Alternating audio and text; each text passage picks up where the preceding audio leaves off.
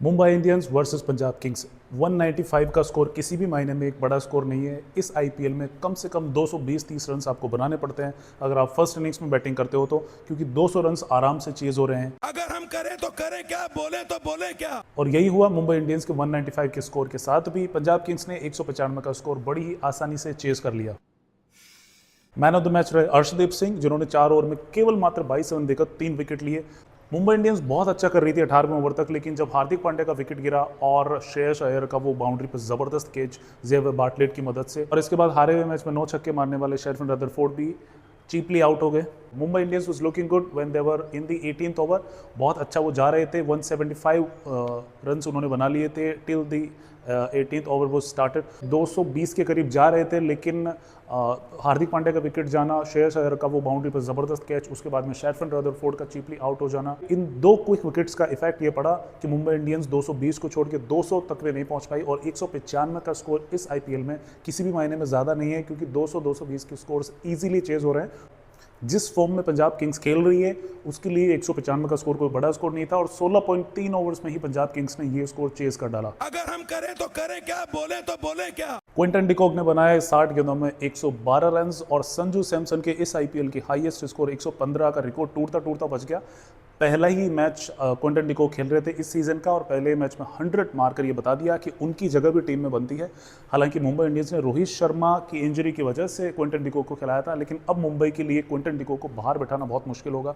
उन्होंने अपनी तरफ से अच्छी इनिंग्स खेली, 60 गेंदों में 112 रन बनाए, लेकिन क्विंटन डिकॉक 112 रन और नमन धीर 50 रन के अलावा मुंबई इंडियंस का कोई भी बैट्समैन ढंग का स्कोर नहीं कर पाया, अच्छा नहीं खेल पाया, और इसी वजह से मुंबई इंडियंस लड़खड़ाती हुई 195 तक ही पहुंच पाई। एक ऐसे मोमेंट पे जब टीम को बहुत तेज रन्स की जरूरत थी, तब हार्दिक पांड्या का विकेट चले जाना, उसके बाद शेरफिन रदरफोर्ड का विकेट चले जाना, ये मैच का टर्निंग पॉइंट साबित हुआ। और मुंबई इंडियंस 220-30 तक नहीं पहुंच पाई और 200 से नीचे ही वो स्कोर बना पाई।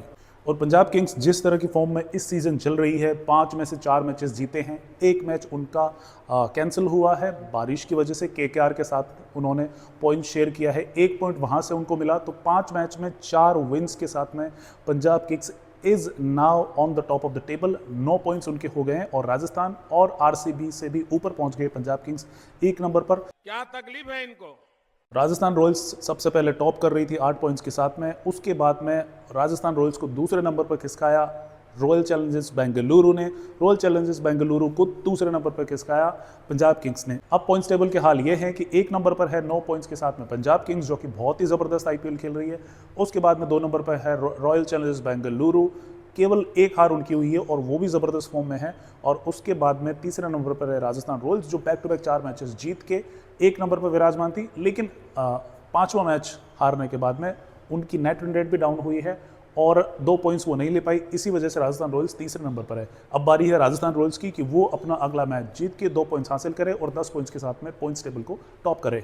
देखते हैं ऐसा होता है कि नहीं। प्रभसिमरन सिंह के 80 रन और श्रेयस अय्यर के 66 रन की बदौलत, और उन दोनों के बीच में जो 139 रन की पार्टनरशिप हुई, ये इनफ थी 195 के टारगेट को चेज करने के लिए, और इजीली 195 का टारगेट पंजाब किंग्स ने 16.3 ओवर्स में चेज कर लिया। And now Punjab is on the top of the table. अब राजस्थान रॉयल्स भी हार गई है, आरसीबी भी हार गई है।